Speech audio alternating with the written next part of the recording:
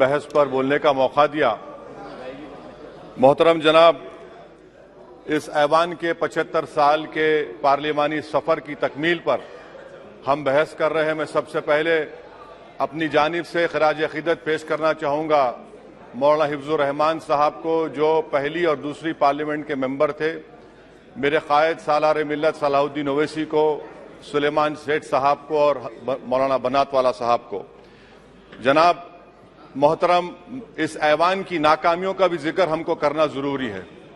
75 साल का तारीखी सफर इस ऐवान ने मुकम्मल किया।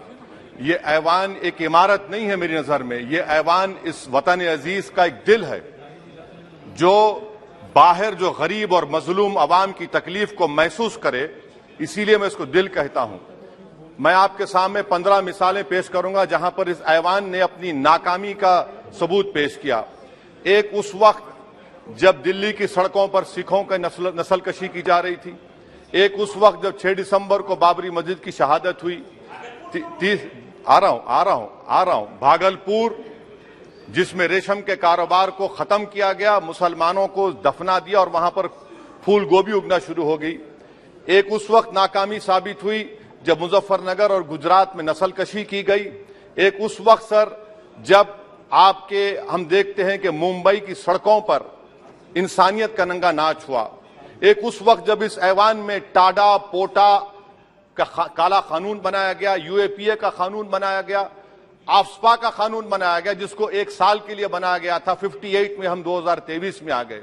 एक उस वक्त नाकामी साबित हुई जनाब, जब हम देख रहे हैं कि आज ये जो दिल है, भारत का दिल है, हिंदुस्तान का, इंडिया का दिल है, आज गरीबों में, मजलूमों में, मुसलमानों में, कश्मीर की अवाम में, दलितों में, आदिवासियों में इस ऐवान की मोहब्बत और एतमाद खत्म हो रहा है, कम हो रहा है। इसीलिए जनता सड़कों पर आकर एहतजाज कर रही है, क्योंकि उनको लग रहा है कि ये इमारत बन चुकी है, हमारा दिल नहीं है। चाहे CAA का प्रोटेस्ट हो, चाहे किसानों का प्रोटेस्ट हो, चाहे शेड्यूल कास्ट के रिजर्वेशन का मसला हो। इसीलिए मैं आपके जरिए हम तमाम को मुतनब्बे करना चाह रहा हूं कि अगर हम रोडों पर इंसाफ करना जनता को अलाउ करेंगे, इस ऐवान को दिल नहीं रखेंगे, तो याद रखिए ये हमारी पार्लियामानी जमहूरियत के लिए बड़ा नुकसानदेह साबित होगा। और नुकसानदेह इसलिए भी होगा कि क्या हमको अपने ख्वाब गफलत से, अपनी जिम्मेदारियों से निभाने के लिए क्या भगत सिंह को आके बैठना पड़ेगा ऊपर कि देखो तुमने 75 साल में कैसा कानून बनाया और किसको कहां तक पहुंचा दिया। स्पीकर जनाब, इसीलिए मैं कह रहा हूं कि हम तमाम को अपनी जिम्मेदारियों को निभाना पड़ेगा। ये इमारतें ईंट से बनी हुई जरूर हैं, मगर ये इस इमारत में दिल है। इस इमारत को दिल के तौर पर बरकरार रखना पड़ेगा। स्पीकर सर, एक और मिसाल दे रहा हूं जहां पर इस ऐवान की नाकामी है।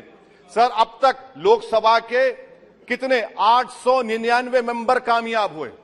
अब बताइए सर, पार्लियामेंट्री जमहूरियत में शराकतदारी की जमहूरियत है, रिप्रेजेंटेटिव फॉर्म ऑफ डेमोक्रेसी में 8,992 में कितने मुसलमान कामयाब हुए?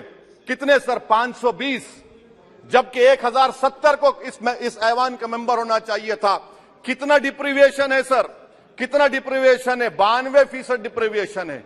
इस मौजूदा पार्लियामेंट में स्पीकर साहब सिर्फ 26 हैं, 14% मुसलमान और सिर्फ 4.8 उनका रिप्रेजेंटेशन है। बताइए, हम वोट डालने वाले बन गए, वोट लेने वाले नहीं बने। या तो हकीकत यह है कि आप वोट डालना नहीं चाहते उनको, आप सबको वोट डालेंगे, मगर जहां पर मुसलमान आएगा वो कामयाब नहीं होगा। बताइए, जब दिल में एक 14% आबादी की नुमाइंदगी नहीं होगी तो आप क्या फैसले करेंगे? क्या इस ऐवान को हम कहेंगे कि ये रिप्रेजेंटेटिव फॉर्म ऑफ डेमोक्रेसी है? स्पीकर साहब, मैं आपको एक और मिसाल देना चाह रहा हूं। बाबा साहिब अम्बेडकर ने सही कहा था, अंग्रेज उस जमाने में पार्लियामेंट बुलाते थे टैक्स बढ़ाने के लिए। हम उसी रास्ते पर जा रहे हैं, हम उसी रास्ते पर जा रहे हैं। हम तो बाबा साहब अम्बेडकर को हमने सच साबित कर दिया। स्पीकर सर, आखिरी में मैं आपको बताना चाहूंगा कि आज आप देखिए कि चाणक्य ने क्या कहा था। चाणक्य ने सही कहा था कि जब राज चलाने वाले व्यापारी हो जाएंगे तो उस राज के लोग भिखारी हो जाएंगे। आज ये वक्त आ चुका है सर, आज ये वक्त आ चुका है कि क्या first pass the post system इस देश के लिए सही है, या फिर हम प्रोपोर्शनल फॉर्म ऑफ रिप्रेजेंटेशन को फॉलो करेंगे। First pass the post system, जिसके पास एक मजहब का वोट होगा, जिसके पास दौलत होगी, वही इस ऐवान में आ रहा है। इसीलिए हम कह रहे हैं कि आप इस जमहूरियत की नाक कहीं ये जमहूरियत कमजोर ना हो जाए। मुझे इस बात का डर है सर। आखिर में मैं खत्म करने से पहले एक बहुत बड़े शायर ने कहा था, उस पर खत्म करना चाहूंगा कि अभी चिराग सरे राह को कुछ खबर ही नहीं, अभी चिराग सरे राह को कुछ खबर ही नहीं, अभी गिरानिए शब में कमी नहीं आई, अभी गिरानिए शब में कमी नहीं आई, निजात दीदे दिल की घड़ी नहीं आई, चले चलो कि मंजिल अभी नहीं आई। स्पीकर साहब, आखिर में याद रखिए एक बात को मैं सबसे कह रहा हूं कि पिच बदलने से गेम नहीं बदलता, गेम को बदलना पड़ेगा। आप पिच बदल रहे हैं, वरना याद रखिए जब तक हम अपने जमहूरी उसूलों पर, रूल ऑफ लॉ पर, संविधान पर अटूट अमल नहीं करेंगे, वरना याद रखिए कहीं नई इमारत भी हिटलर की राय